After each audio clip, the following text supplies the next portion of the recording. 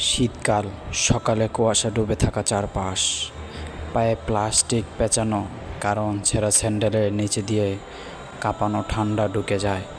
ছোট ছেলেটি স্কুলে যায় খালি পেটে, কিন্তু চোখে থাকে একজোড়া নতুন জুতার স্বপ্ন।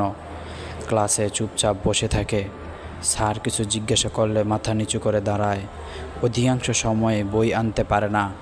তার চোখে কষ্ট আছে, কিন্তু বিদ্রোহ আছে। সে চায় পড়তে, খুব চায়। একদিন শিক্ষক ক্লাসে বলেন, যে কষ্ট করে সেই একদিন আলোয় দাঁড়ায়। ছেলেটা শুধু মৃদু হাসলে, সেই হাসির পেছনে লুকিয়ে থাকে বুক ভরা কান্না। কারণ বাড়ি ফিরলেই মা চোখের জল লুকায়, চুলার পাশে বসে থাকেন চুপচাপ। বাবার হাতে কাজ নেই, ঘরে চাল নেই, সন্ধ্যার মাটির চুলা জ্বলে না। তবুও ছেলেটা হারে না। সে রাতে মোমবাতির আলোয় পড়ে, ঝিঝি পোকার শব্দে ছায়া নড়ে ওঠে দেয়ালে। বইয়ের পাতায় এক একটি অক্ষর যেন মিশে যায় তার স্বপ্নের সাথে। পড়তে পড়তে ঘুমিয়ে পড়ে, বুকের উপর বই আর মুখে ক্লান্তির হাসি। বছর যায়, ছেলেটা বড় হয়, চাকরি পায় না একবারে, 10 বার পরীক্ষা দেয়, বহু রাত কাঁদে, কেউ টের পায় না। কিছু বন্ধুরা তাচ্ছিল্য করে, তুই পারবি।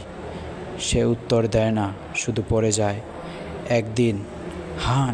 একদিন ঠিকই সে পায় সে চাকরিটা, পায় সেই জোড়ার জুতা। তবে একবার শুধু নিজের জন্য নয়, মায়ের পায়েও এক জোড়া নতুন স্যান্ডেল। সেদিন সে যখন প্রথম বেতনের টাকা দিয়ে বাজার করে, মার হাতটা চেপে ধরে বলে, এবার চুলা আর নেবে না মা, এবার তোমার ছেলে আর কাঁদবে না।